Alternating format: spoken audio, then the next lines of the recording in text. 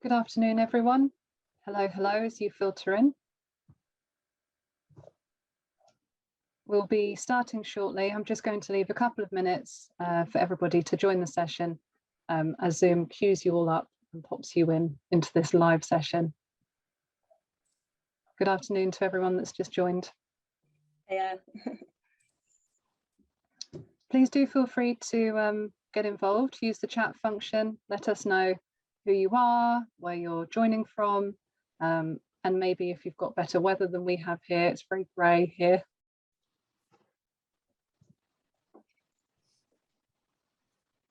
As I say, we'll be kicking off about 2 minutes past, just giving a little bit more time for people to filter through into the session.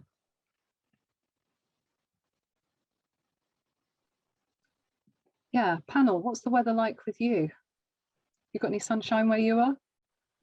No, none at all. Drizzly. Yeah, uniformly grey. pretty great. Yeah.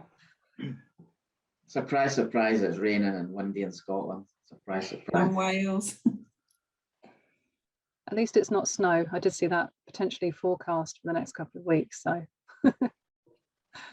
hopefully we'll escape that.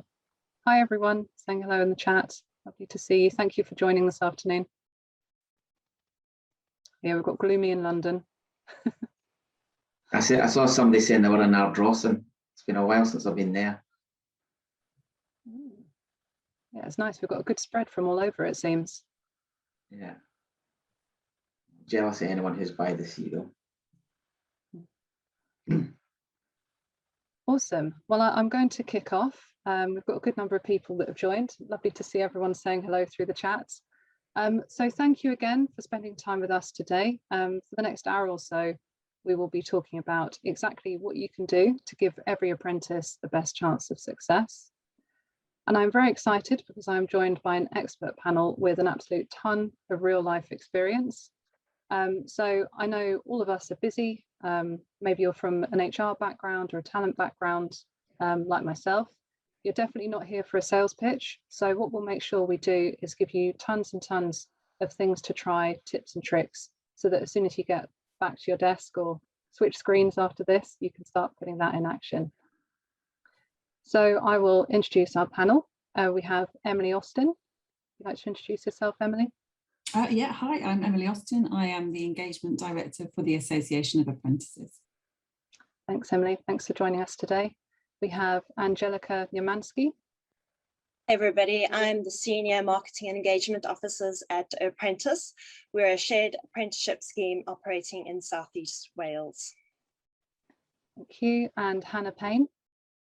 Hi everybody, I'm Hannah Payne. I'm a previous level 2 and level 3 business administration apprentice and also the skills development coordinator at World Skills UK. Thanks, Hannah. And Paul Devoy. Hi, I'm Paul Devoy. I'm the Chief Executive of Investors and People. Thanks, Paul. And last but not least, myself. I'm Beth Sampson. I'm the People Lead at Investors and People. So I work alongside Paul to look after our internal team and network of practitioner consultants.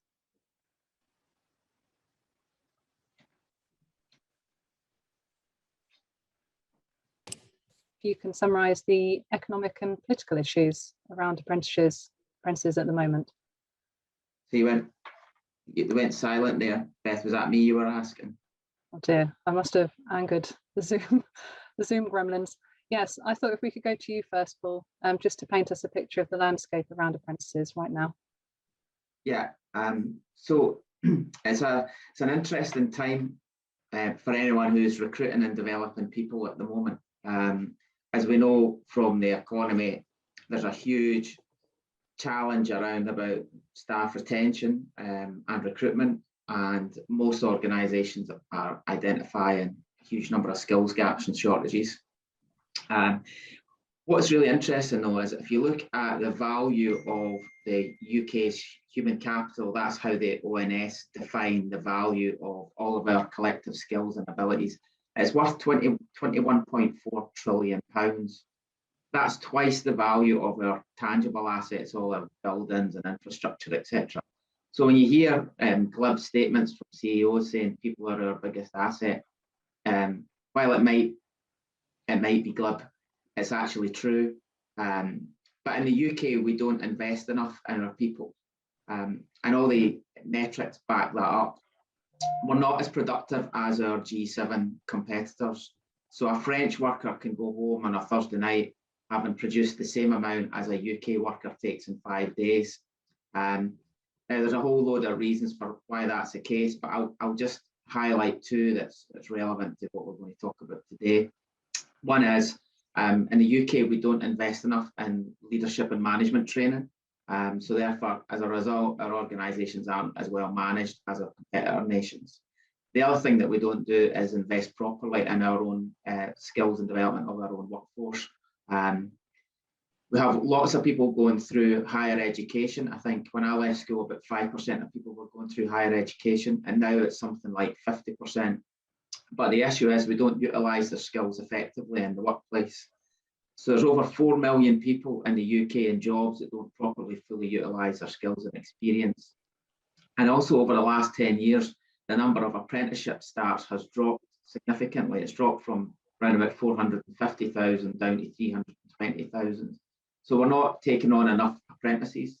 And the completion rates of those apprenticeships have dropped significantly as well over the last couple of years. And there's some technical reasons why that's the case. So I guess the picture I'm painting is, you know, at an economic level, there is a real shortage of skilled people in the labour market. Employers are really struggling to find the right. We know that our people are our most valuable asset, but we don't invest enough in them. And if we do that, all the research shows that organisations who invest in people in the long run are more productive, have a more engaged workforce, and are more sustainable in the long term. So what we're advocating today is that apprenticeships are an absolutely fantastic tool, but a very underutilised tool to address a lot of the skills gaps and shortages that the economy is facing at the moment. And some of those skills gaps and shortages are nothing new. If you go back and look at the employer skills survey from 2002, you could almost take the cover off of that one and put the cover of the 2017-18 labour skills survey over the top of it. It paints a very similar picture. There was a shortage of chefs in 2002. There was a shortage of people with STEM skills in 2002. There was a shortage of people in parts of agriculture and manufacturing in 2002. And similarly, the dial hasn't moved. So the definition of insanity is keeping doing the same thing and expecting different results. We have to think differently about how we invest in our people, how we create more opportunities, good opportunities for apprenticeships, and support those apprentices to complete and then progress within the organisation. If we do that and we utilise a really important lever that apprenticeships are, we've got a good chance to address some of these persistent skills gaps and shortages the economy faces.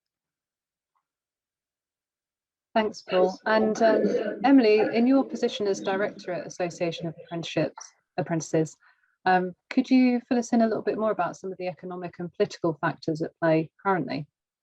Yeah, so thanks, Beth. I think there's a couple of things really. One, from the employers and training providers we talk to, I don't think there's necessarily a reluctance to participate in apprenticeships, but more that there's some barriers that exist that make it really difficult for them to do.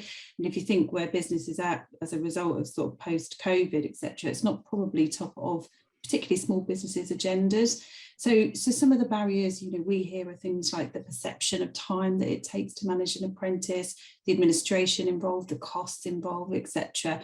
But there's so much research that says actually, despite those costs and despite the time that you might perceive, actually the benefits outweigh that. And so the St Martin's Group did some research recently. 98% of employers who currently employ apprentices cite benefits, additional benefits, and those benefits, the top one was actually filling critical skills shortages. So I think, yes, there is some investment. That's, apprenticeships aren't the only solution, and sometimes they're quite resource hungry, we know that, and they can cost, but actually the benefits outweigh that. I think from an apprentice perspective, also, Paul, you referenced completions, but we're starting to see some trends with apprentices, particularly now people have come back into the workplace, they're catching up post-COVID. They've also got their apprenticeship pressures as well, and the two aren't neatly sort of marrying together. And actually what a lot of training providers are reporting, actually there's lots of safeguarding escalations around mental health So there's a big concern at the moment around support that we give to those current apprentices to help them complete, because actually the pressure and the stress is on more so than ever. From a sort of political perspective, the people that we talk to from the association, everything at the moment is very much geared around the apprentice experience. So it's really important, obviously, that employers and training providers are well supported to actually provide those apprenticeships and do so in a simplified way. But actually everything is geared around how do you give somebody that really great experience that they can go on to complete and then realise all the benefits that they should do once they've attained. So it's quite a complex environment, Paul, I think, isn't it, at the moment, I should say. And so it's really important that we can do everything collectively as possible to give apprentices the best chance of a successful outcome. Absolutely, thanks, Emily. And just by being here today, we're already making a start. So yes, we've all experienced a huge amount of change over the last 12 to 18 months. I hesitated to use the word unprecedented. I think that's been overused. So let's hear from you in the audience. We've got a poll for you. Over the last 12 months, has your apprentice engagement level increased or decreased or stayed the same?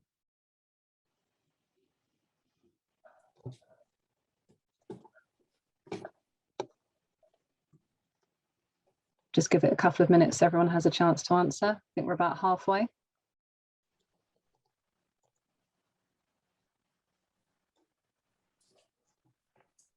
Okay, we're up to 76%. Anybody else? Now's your chance to get in. Okay, and before I reveal the answer, let's hear from you in the chat. What percentage do you think of the audience today say that the engagement has increased over the last 12 months? Let's see some numbers. I can't say there's a prize for the one that's closest, but.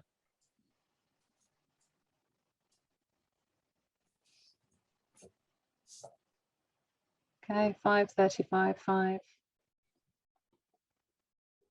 Some 10s. Kelly, I see you put 40. Okay, if we can reveal the answers. So Kelly, you were almost spot on. 41% of you today think that engagement's increased in the last 12 months, but 26% of you feel that it's decreased, and then about a third said it stayed the same. So I think it's excellent that we've got the topic that we have today, and hopefully, like I said, we'll give you some really clear actions to take home. So what I'll do now is go to you, Hannah, and just explore your journey as an apprentice a little bit, what your tips are, and what were your kind of moments of joy along the journey. Thanks, Beth. So as I said, yeah, I'm Hannah Payne. I am a previous level 2 and level 3 business administration apprentice. I actually finished my qualification back in June of last year. And then I've been in my current role at World Skills UK, where I actually completed both of my apprenticeships for around about 18 months now. And I'm now the skills development coordinator. So during my apprenticeship, I actually had a really great experience. I obviously learnt the skills that I needed. I was able to have a lot of experience in the workplace, especially with that 20% off the job training. I had a great relationship with my training provider and my assessor. And I also had a really good relationship with my line manager, who also supported me obviously throughout my journey to then complete my apprenticeship. I think apprenticeships are a great way, obviously, to kickstart your career. You know, you learn them skills, you gain that experience in the workplace, as well as obviously getting paid a wage. So I think they're a great opportunity, and I think it is really important for employers and training providers to provide them opportunities and increase that engagement with apprentices to allow them to then officially obviously finish and get their qualification. So just from some of the findings from that poll, it is quite interesting. I know just from speaking to fellow apprentices and some apprentices that I know who have finished their apprenticeship, sometimes it can be quite hard to stay engaged in your apprenticeship, and you know, with the responsibilities of obviously having your qualification and doing that side of the apprenticeship, as well as obviously your work responsibilities and day-to-day responsibilities, it can really be quite stressful. So I I really do think that something that employers can do to really improve the engagement of their apprentices is just to take it right to the beginning and right to the start of the apprentice's journey, and to really understand the requirements, the time and the commitment of an apprenticeship. As Emily said, there is obviously a stigma that it does take a lot of time and a lot of commitment and a lot of money, and obviously that isn't the case. But where there is obviously certain requirements from an employer point of view, as well as the training provider, I think it is just really important just to understand what is needed and what support is needed there for apprentices, just to make sure that they obviously feel supported throughout their journey. And just from my experience, to do that, I think having inductions into the organisation, so again, taking it right from the start, when that apprentice joins your organisation, what can you do at the start of that journey to really, you know, settle them in, get them to understand the organisation, to then kickstart their apprenticeship. So some experiences that I had in my apprenticeship, when I started, I had inductions, and I had inductions from different departments. So I actually met with each department head across the organisation, and they explained to me what they did, what their role was in the organisation, what their whole department did, what their goals were, what their objectives, and how they obviously then worked as an organisation to then meet objectives as a whole. So that really gave me a really good insight into each of the departments, and obviously how as an apprentice I fit into the organisation. I think as well, understanding the 20% off the job training hours are quite important. So with these sort of responsibilities of an employer, I think it's quite important to sit down with the training provider at the start of their apprentice. One, that is to obviously build a relationship with the training provider, but secondly, it also provides that apprentice that feeling that, you know, you're really interested in what they need to do, and that you're making the effort and you're giving the time to obviously speak to your training provider, and that then gives the apprentice a bit more trust, and they feel that they can communicate with you openly because you're actually invested and you're creating that culture where they feel that they're obviously valued in the organisation. And as part of that is obviously understanding again what the time commitment is of an apprentice. And my line manager, she would come into my weekly meetings with my training provider, even if it was just 5 minutes at the end. This provided, again, that reassurance to me that they obviously value me as an employee, as an apprentice, but also are interested in ways that they could help me and support me. And that really gave me confidence in my employer, as well as myself, that they are interested. And one thing that was highlighted from my training provider to my employer was, obviously it's really important for apprentices to manage their workload, as well as obviously their work for the qualification. So I sat down with my line manager and we openly discussed and had open communication about how we can get past the barriers, you know, of having quite a few different responsibilities. We come to the conclusion that putting time aside for myself to focus on my apprenticeship and my qualification work was really important. So I was able to basically focus on day-to-day responsibilities of my role within the organisation, and then I had half a day, or depending obviously on what I needed to do that week, or a full day working from home. And I know that can be quite difficult in small organisations, but it doesn't obviously have to have that much commitment and that much time put aside. But just put in 2 hours or half a day aside for apprentices to really focus on getting the study work of the apprenticeship completed, then releases them for the rest of the week. And it provides, you know, that in their head, they know that they've got that time to focus on their responsibilities, and they also have that time to focus on their study work.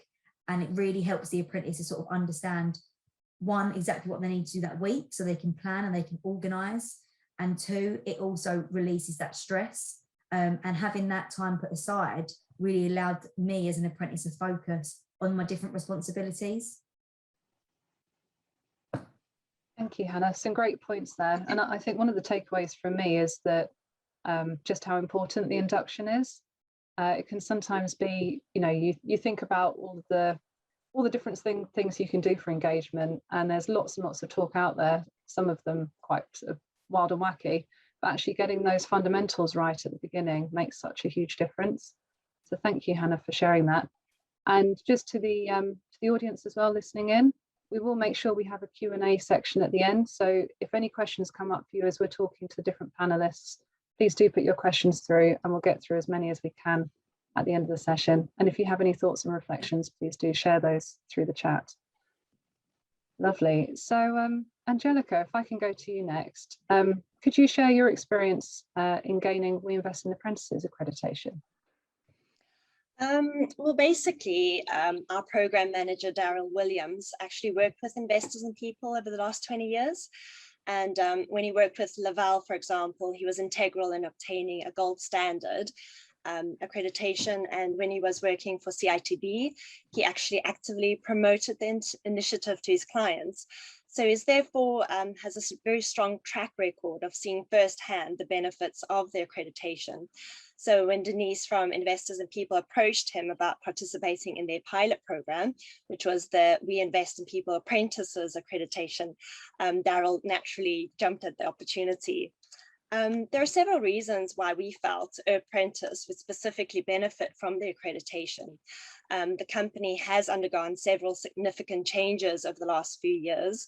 A new program manager joined, which was Daryl in 2018, and there were a number of operational and strategic improvements which were made. And as we know, when there are changes in a company, it causes a lot of uncertainty with clients and stakeholders. And we believe that acquiring this accreditation would go a long way in providing and proving to our stakeholders that we have that reassurance that the changes which were implemented have actually been positive ones. An example we had to overcome was some historical reputational issues we had with the quality of our former apprentices. For us, the well-being of our apprentices is at the heart of our organization, and almost all of our efforts are concentrated at recruiting the best candidates and ensuring they're well supported during their time with us. And this comes across very clearly in the feedback we received from the Investors and People reports, which is fantastic for us because it shows that we were and are on the right path. I think the most rewarding thing for us was the fact that the Investors and People reports highlighted to us that, one, our apprentices believe that we are an excellent provider of apprenticeships. An amazing 100% of apprentices agreed that we considered their well-being over the course of their apprenticeship, and the apprentices have all a voice and we listen to them. So that was fantastic feedback for us.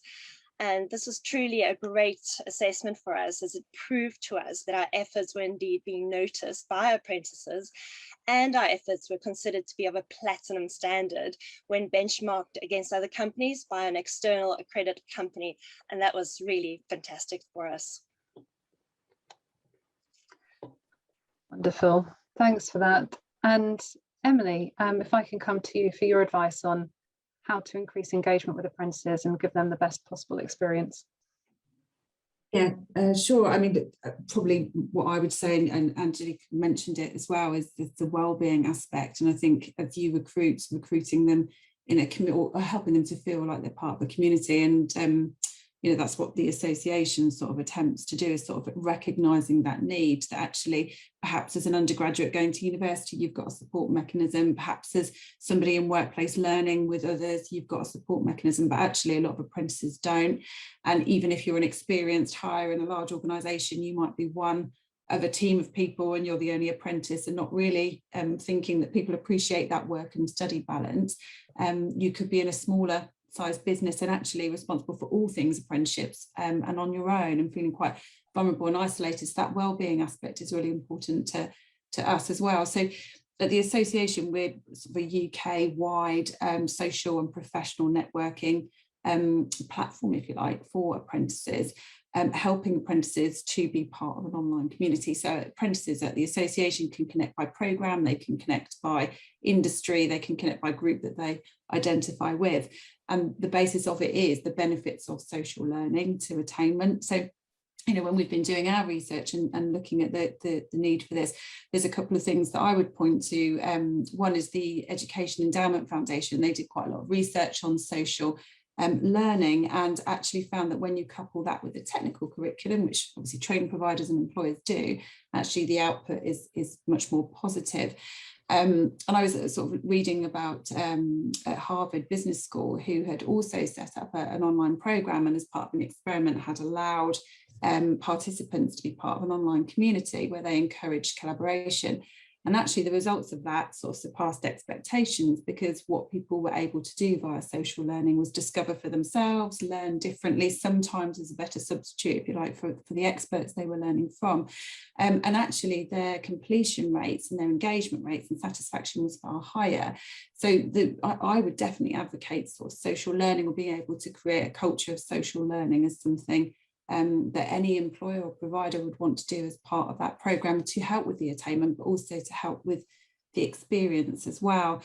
I mean, apart from social learning, apprentices feedback to us exactly what Hannah was talking about, which is the importance of having information all the way throughout the journey, not just onboarding and induction, but at really pivotal points like mid-programme, where your motivation might be dipping a bit, to the end of programme where actually we know that's really stressful. And actually one of the most frequently visited pages on our own website is around endpoint assessment. So, at pivotal points, being able to proactively give that support is something that apprentices really want. And it's support on personal matters as well, actually. So some of our members have fed back to us that it doesn't have to be a bit of technical know-how, it doesn't have to be how do you successfully get through endpoint assessment, but actually apprentices more so than ever are facing personal issues which aren't necessarily the role of the employer provider to put right, but are still impacting their apprenticeship. If you can imagine, you've got caring responsibilities at home, or you're moving house, or you're trying to budget. So there's all these sort of social aspects that actually, to build into a programme, it would encourage success, I think, successful outcomes for people. Before I came, I did sort of poll some of our apprentice members, and what they said was sort of important to them in getting a successful outcome. And, it is help around assessment, so making sure that there's time aside to plan for that properly. It is help with, I suppose, navigating support and where to access that support. It is help, like Hannah said, putting time aside to help them sufficiently complete the apprenticeship work, because some of that stress is being caused because there simply isn't time. So how do you carve that out? How do you look for opportunities that help them to achieve work objectives at the same time as their apprenticeship objectives? So really crucially, the role of line manager in all of that, helping them to feel valued, but also helping to support where they really need it, which it might be just knocking on the door and saying, I need some more time for my apprenticeship work. It's not easy, but that's what they say they want. And actually, it's not just line managers. Apprentices tell us actually to have the whole organisation engaged, like Angelika will have found, the whole organisation from top down, so everybody really understands what an apprentice needs. Is really important. It's not just about educating line managers, but actually everybody across the business being aware, and business taking ownership of that is essential. So they're just a few bits from our apprentice members that, if people on the call or wider are thinking of what can we do to make sure our apprentices have successful outcomes, then there's some of the things I would advocate anyway, based on our experience. Thank you, Emily. It's really helpful and great to have you here as the voice as well of so much research. Hannah, I just wanted to go back to you, if that's okay. I think obviously we're seeing a theme through this conversation around supporting wellbeing and perhaps wider life events for apprentices going through schemes. In your experience, and maybe from the experience of your peers, what's made a difference to you in terms of support? So I definitely, as I previously said, is having that relationship with your line manager, and being able to openly speak and ask questions, and again, like Emily said about your personal life, is openly be able to speak about that, and for them to also value them conversations back and not just shut them down, and sort of have that culture where you can openly speak. I think that's really important, but also allowing in the organisation to have peer-to-peer conversations and peer-to-peer work. So when I started as an apprentice, there was 2 other apprentices in the organisation, and I was able to talk to them about their experience. Obviously, 1 as an apprentice, but 2 as an apprentice with my employer. And that gave me opportunities to obviously ask questions, to see what their experience is, and then also to obviously they can ask questions back to me, but also to sort of find out opportunities in the organisation and to see what support they've had. So then I can then talk to my line manager about maybe having the same support. I think it's really important to also provide that opportunity, again, as Emily said, for the whole organisation to speak and understand what an apprentice needs. I had my line manager email out to the whole organisation if there was any opportunities for me to collaborate across the organisation and take part in different projects and different activities to go towards my off-the-job training, because this obviously 20% is quite a lot of hours, and it can be quite difficult to sort of find opportunities and obviously meet that target. So having my line manager go out to the organisation to see what opportunities were out there, it really gave me that support in understand, you know, I've got these opportunities, and I can obviously again work and be supported by fellow employees and colleagues. Wonderful, thank you. Yeah, it sounds like that support network around you is just so important, isn't it? Definitely.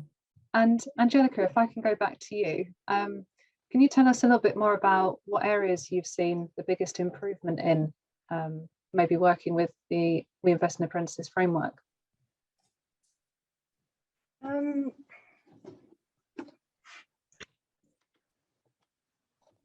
I think basically the accreditation has been a fantastic vehicle in that it formally recognizes the fact that our policies, procedures, and ethos are to a very high standard. It's gone a long way in strengthening and reinforcing our reputation within the construction industry as an apprenticeship company that's truly dedicated to our apprentices' well-being and their success. We've observed that it has boosted confidence in our construction industry partners, which has resulted in increased inquiries into hiring apprentices through the shared apprenticeship model.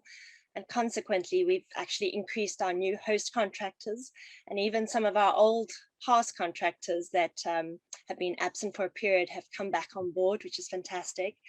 Many of our contractors have also recognized the benefits of being associated with an accredited company during the tendering process, as they can include us as a solution in meeting their TRNT commitments or their targeted recruitment and training commitments.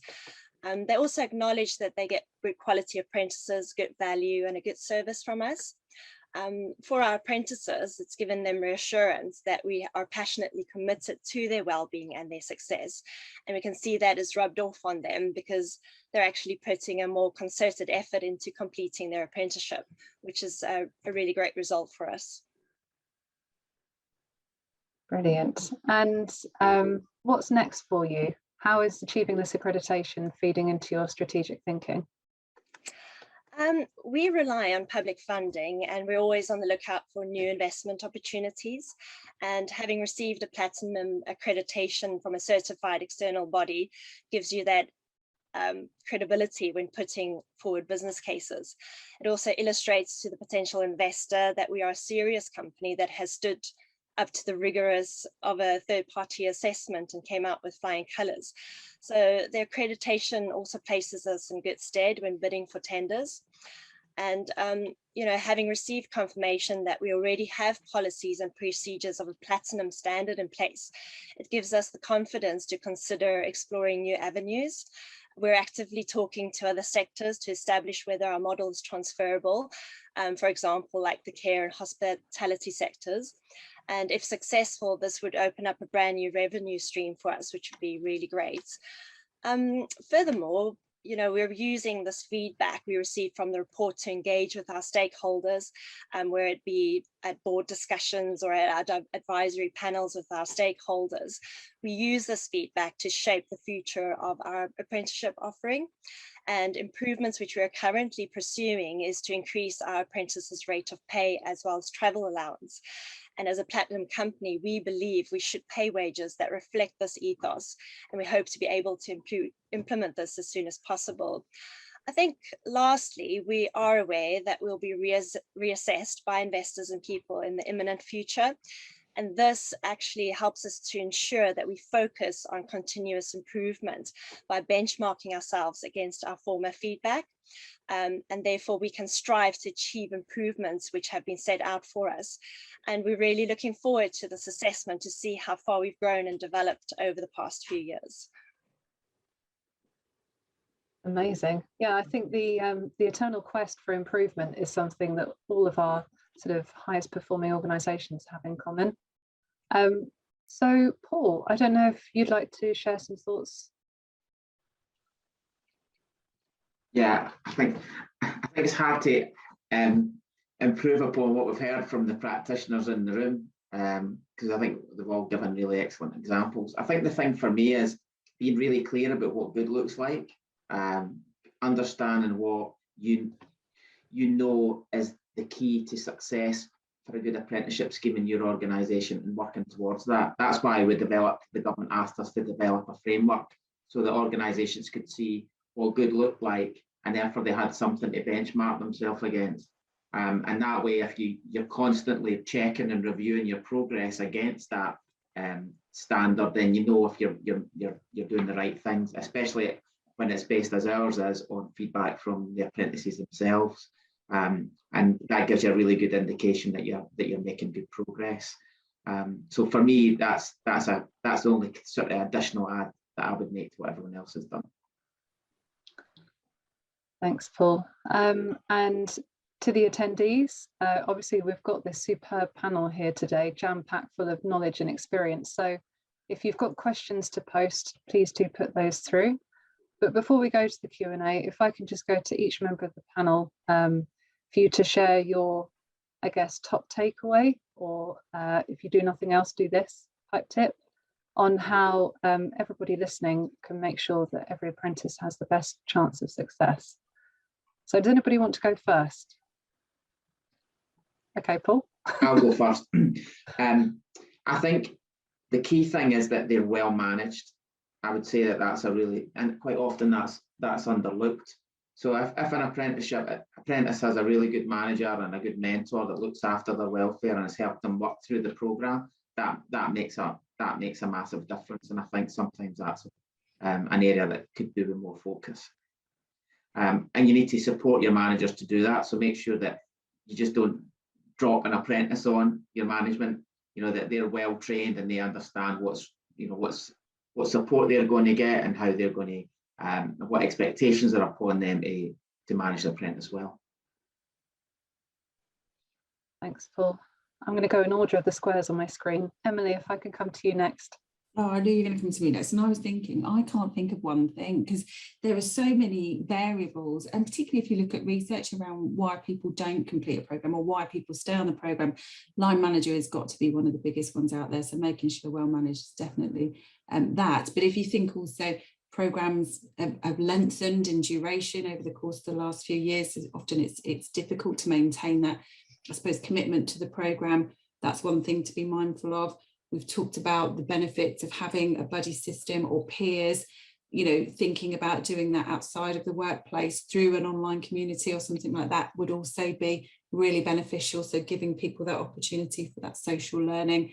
I think it goes back to what we were talking about earlier, feeling valued and understanding where the apprenticeship fits in the big sort of scheme of things. So where does it fit in my company? Where does it fit in my sector? Where does it fit with my peers? So you understand where it's headed, making that progression and what's at the end really clear is also important. So sorry, Beth, failed on that one, not just one, lots of things really. I'll let you off. Thank you. And Hannah, I'll go to you next. Again, I guess I can echo exactly what Paul and Emily have said. But I think, again, it is to do with relationship between the apprentice and the line manager, and just creating that environment where they can have open and honest conversation. And that allows the apprentice, again, to speak up if they do have any issues, and if they are struggling with their workload or if they have got any problems.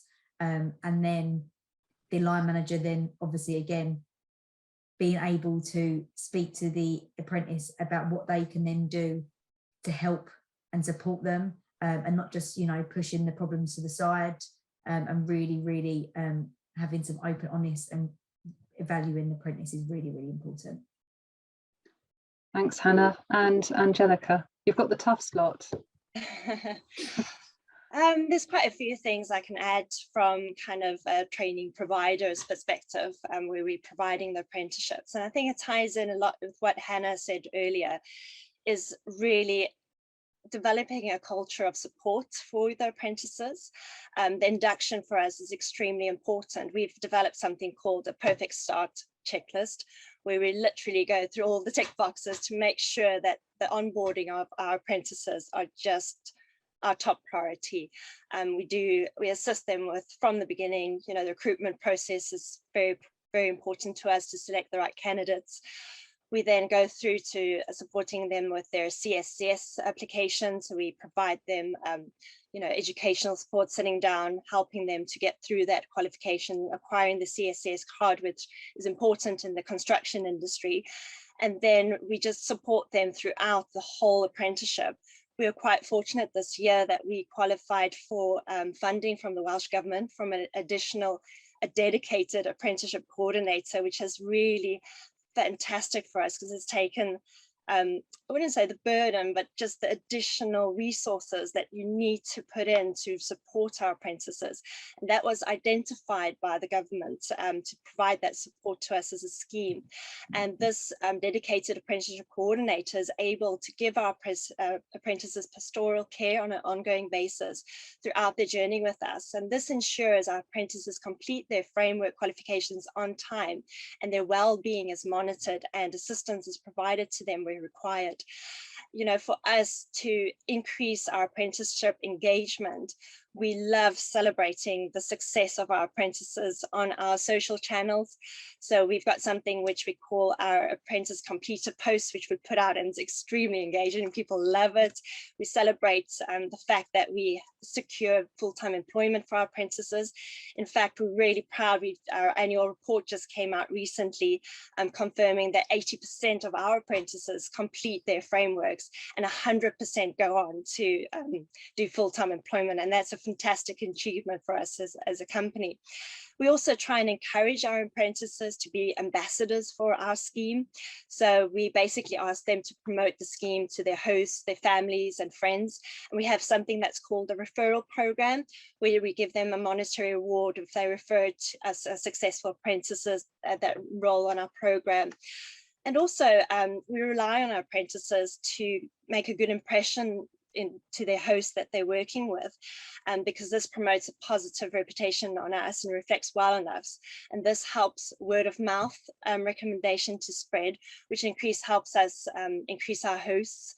And the more hosts we have, the more apprenticeship opportunities we can provide to the learners out there. And this ties into the fact that we're aiming to reduce the skills shortage in the construction industry, which is our ultimate goal. Fantastic. Well, I hope everyone in the audience had pen and paper or were typing furiously away to take notes. Great to see some questions coming through. So what I'll do is try and get through as many as I possibly can before we hit time up. But I'm sure myself and the rest of the panel will be happy if anybody wants to connect with them on LinkedIn or follow up after this and address any further questions. If you're anything like me, sometimes my best questions come, unfortunately, 10 minutes after the session has ended. So yeah, do get in touch. So I saw a question come through here. Brilliant question from Carol. Apprentices are of all ages and from different life experiences these days. How can managers make the most of supporting that diverse apprentice profile? Any ideas on that?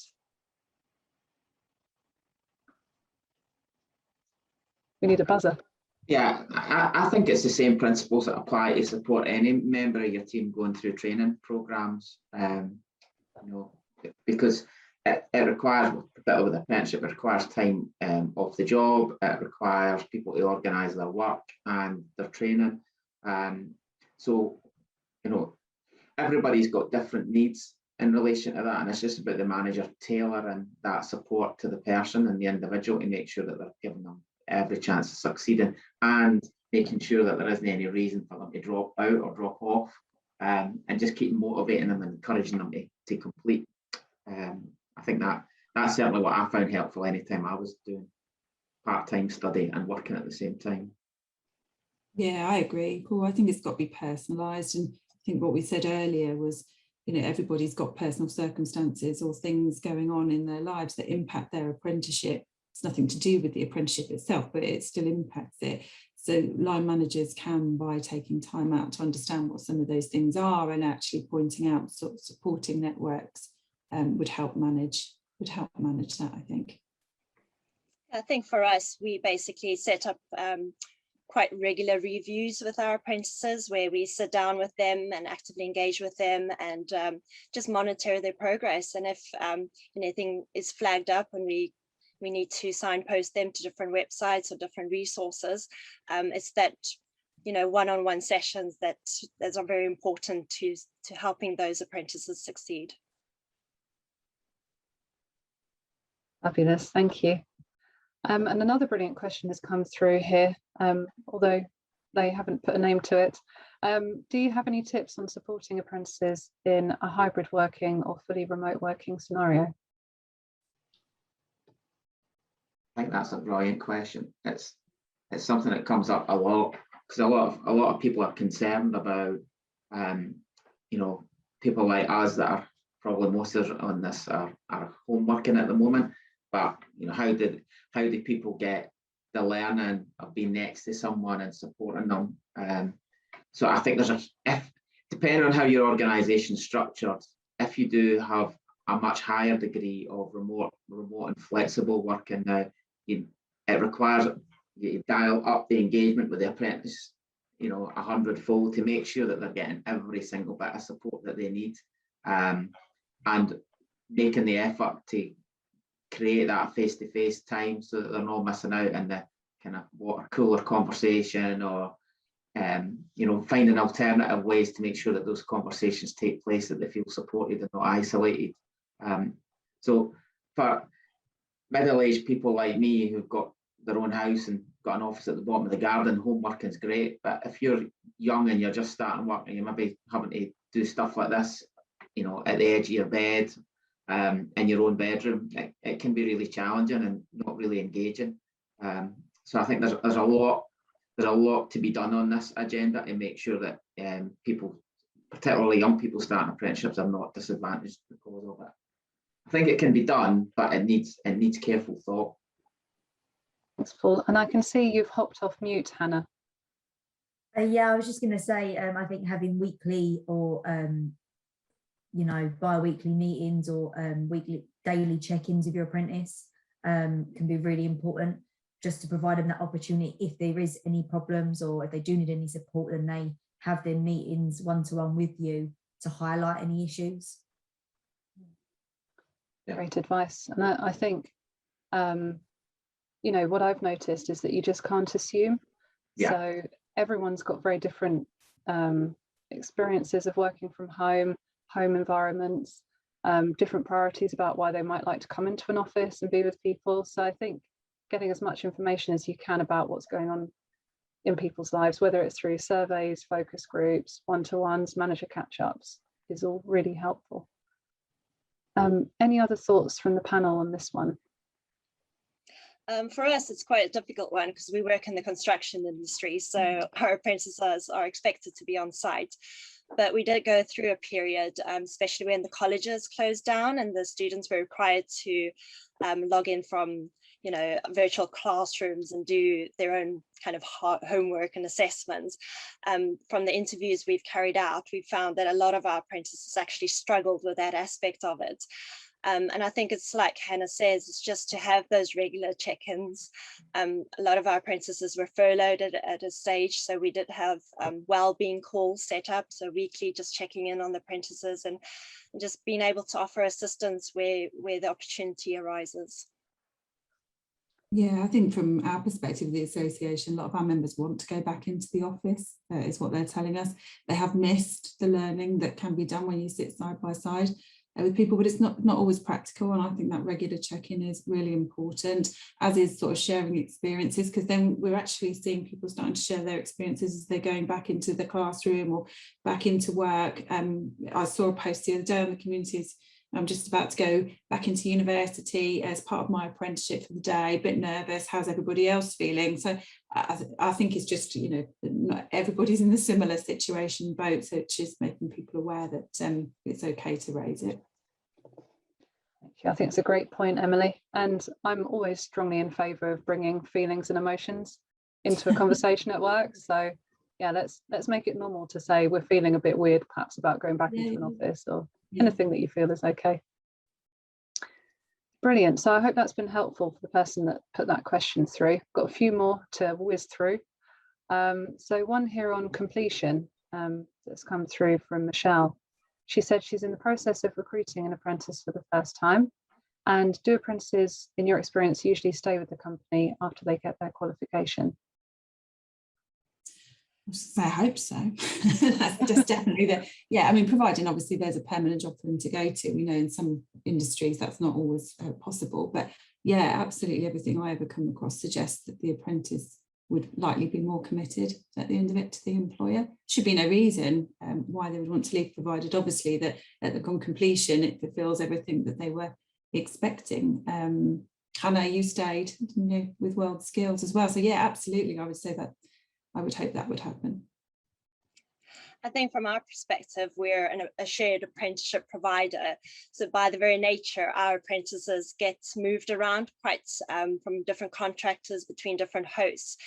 But what we found is that this is actually kind of a long interview process, as they are building relationships, they're developing relationships within the construction industry. And at the end of those apprenticeships, they have that network of employers they can approach.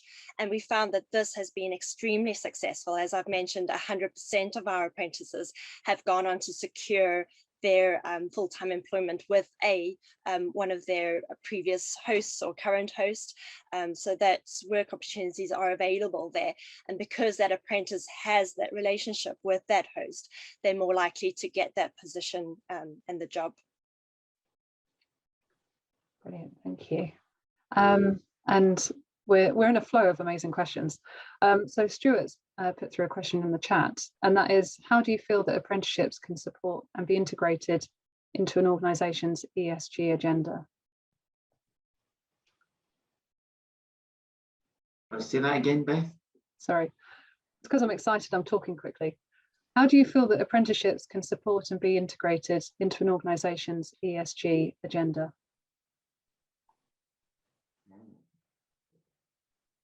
So Stuart, if you're listening, if you'd like to expand the acronym ESG. Yeah, I don't want to assume what that means. Does anyone else on the panel know what ESG means? No, I don't know. No. I think we were all hoping that somebody else would know. Speak up. I have to confess, I don't know what that is. I would have assumed, yeah, environment, social, governmental. Ah, I see, right. Yes, it is. Yeah. Governance. Yeah, so how can apprenticeship schemes support with those initiatives? I think it definitely supports this social and governmental, because it's a government priority to, you know, use apprenticeships as a key part of its levelling up agenda. And to address the skills gaps and shortages that's in the economy. So it definitely does that.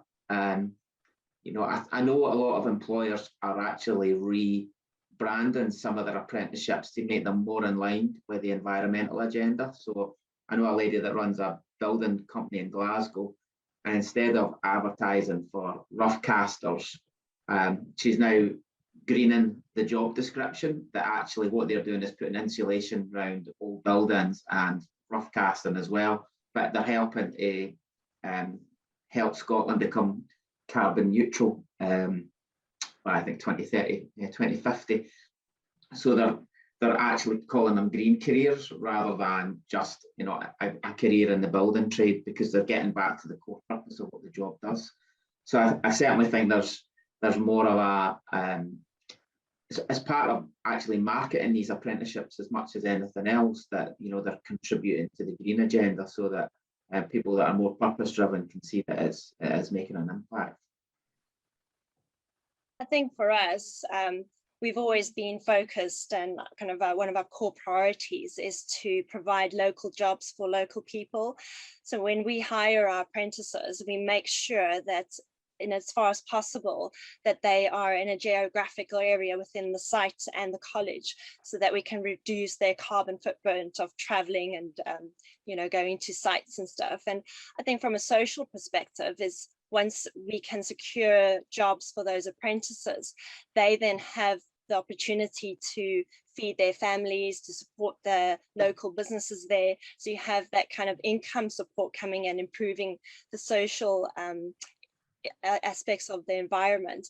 I mean, we are funded by partly the Valley Task Force area, which is kind of the lower social areas within the Welsh geographical areas. And we focus on improving the quality of lives for those people. So from a social perspective, just providing jobs for local people is basically one of our priorities. Fantastic, thank you. And we haven't got time to get through the other questions, I'm afraid. We've had some brilliant ones come through, and I can see there's just a couple that we haven't quite made it to. But what I would suggest, as I said before, is do feel free to connect with our panel. Also keep an eye out, if you're not subscribed to it already, on the Investors in People mailing list. So we do these events fairly frequently, and there's a huge amount of content and advice as well on our knowledge pages on our website. But before we sign off, a huge thank you to our panel. It's been brilliant, and such a really useful range of perspectives as well on this important topic. So thank you for sharing your time with us. And thank you to the audience as well for all of your interaction and fantastic questions.